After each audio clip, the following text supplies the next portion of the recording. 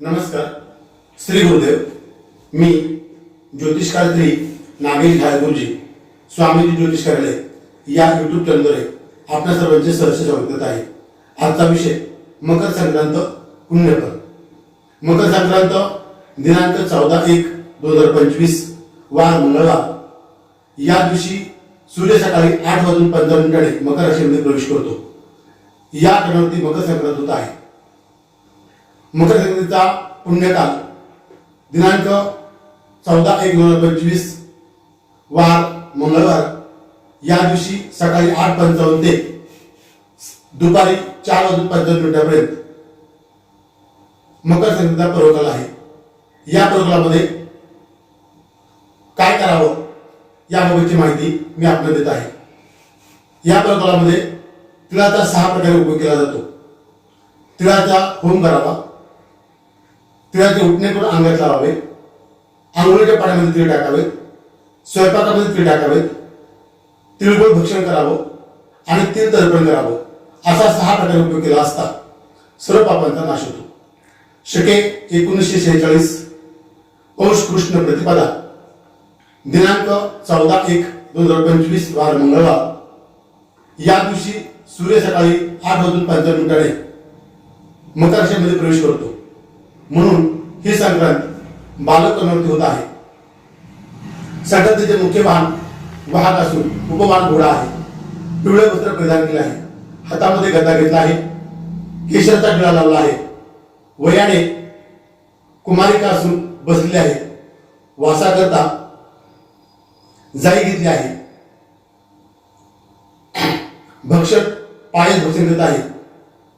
सर्प जाती असून ही संक्रांत पूर्वेकडून येऊन पश्चिमेकडे जात आहे. वायू दिशेस पाहत आहे. या पर्वकालामध्ये स्त्रियांनी दात घासायचे नाहीत, कठोर बोलायचे नाही, गाई म्हशीची धार काढायची नाही, कामावधीचे सेवन कामे करू नयेत. या पर्वकालामध्ये आपण काय केलं पाहिजे, याने आपल्याला कोणतं पुण्य मिळतं त्याबाबतची माहिती मी आपल्याला सांगत आहे. या पर्वकालामध्ये पर्वकाल हा सकाळी 8:55 सुरू होत आहे. म्हणून या पर्वकालामध्ये आपण आपल्या घरामध्ये सत्यनारायण पूजा करावी. आपल्या घरी बाळ गोपाळ आप्तिष्ट यांना बोलून त्यांना प्रसाद द्यावा, त्यांना तिळगुळ द्यावा आणि त्याचा आनंद घ्यावा. त्याचप्रमाणे मकर संक्रांतीची माहिती ही बरीच ठिकाणी अफवादायक निर्माण होत आहे. कोणी सांगत आहे की एक मुलगा असेल तर व्यवसायाचा नाहीये, कोणी सांगत आहे की बालकुमारिका आहेत त्या ठिकाणी त्यांनी पण जायच नाही. असा कोणत्याही प्रकारचा अपभ्रंश या म्हणजे संक्रांतीमध्ये नाहीये. म्हणून ही संक्रांत सर्वांसाठी चांगली आहे. या पर्वकालामध्ये आपण दान काय करत आहे, आपल्या घरामध्ये नवं भांड असेल, नवं वस्त्र असेल, गाईला गोबरात द्यायचा आहे, तिळगुळाचं भांड तयार करायचे, त्याला कुंकू लावून ते दान करायचे किंवा तिळगुळ दान करायचे. असेच प्रकारे आपण दान केलं असता आपल्या सौभाग्याची वृद्धी होते, घरामध्ये सुख शांती समाधान लाभतं आणि आपलं कुटुंब आनंदी होतं. म्हणून या दिवशी या पर्वकालामध्ये आपल्या घरी ब्राह्मणास बोलावं, त्यांची पूजा करावी, त्या ठिकाणी संक्रांतीचं महत्व त्यांच्याकडून ऐकून घ्यावं आणि यथाशक्ती आपण त्यांना दान धर्म करावा. जी वस्तू आपल्याला दान द्यायची आहे ती वस्तू त्या ठिकाणी समोर घ्यायची आहे. हातामध्ये जवळ पाणी घ्यायचं आहे.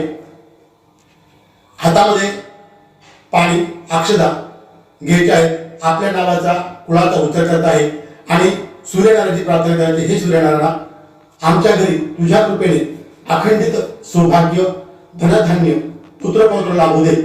आमच्या घरामध्ये जे काही शापित दोष असतील, जे काही पीडादायक दोष असतील ते या ठिकाणी नष्ट कर आणि आमच्या घरामध्ये सुख शांती समाधान लाभू दे. म्हणून मी आज विष्णू रूपी ब्राह्मण या ठिकाणी त्यांचं पूजन करत आहे. त्यांना यथाशक्ती दान देत आहे. म्हणून माझ्या घरामध्ये ब्राह्मणाचा आशीर्वाद लाभावा आणि आमच्या घरामध्ये सुख शांती समाधान लाभावं याकरता हे फल मी श्रवण केलं आहे. अशा प्रकारची मकर संक्रांत ही सर्वांना सुखदायक व आनंदाची आहे. म्हणून सर्वांना संक्रांतीच्या हार्दिक शुभेच्छा. तिळगुळ घ्या, गोड गोड बोला. श्री गुरुदेव.